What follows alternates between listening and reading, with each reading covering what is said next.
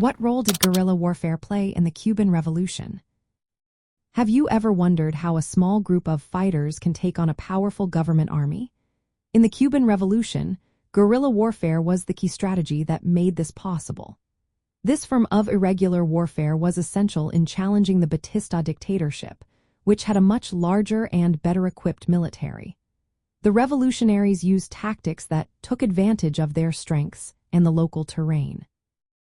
Guerrilla warfare in Cuba involved small, mobile groups of fighters who avoided direct confrontations with government forces. Instead, they relied on hit-and-run tactics, ambushes, and sabotage to weaken the enemy. These strategies allowed them to inflict damage while staying elusive. The Sierra Maestra Mountains provided natural cover, making it difficult for government troops to pursue them effectively. Fidel Castro and Che Guevara were key leaders who emphasized the importance of flexibility in combat. The guerrilla fighters constantly adapted their tactics based on enemy movements and conditions. They often encircled enemy units, immobilizing them before retreating to avoid counterattacks. This approach preserved their forces while causing significant disruption to the government troops. Winning the support of the Cuban people was just as important as military tactics. The guerrillas treated civilians with respect and integrated themselves into local communities.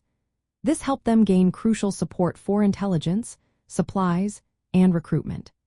The revolutionaries understood that their success depended not only on military victories, but also on winning the hearts and minds of the population. The initial armed actions, like the attack on the Moncada barracks in 1953, highlighted the challenges of guerrilla warfare. These early attempts taught the revolutionaries valuable lessons about surprise and preparation.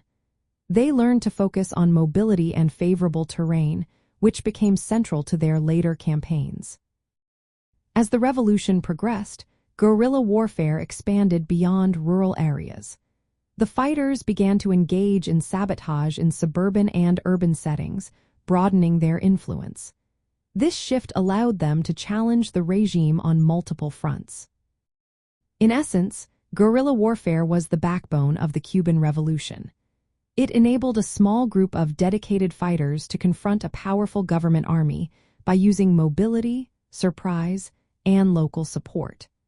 This approach not only led to the overthrow of Batista's regime but also inspired similar movements across Latin America and beyond.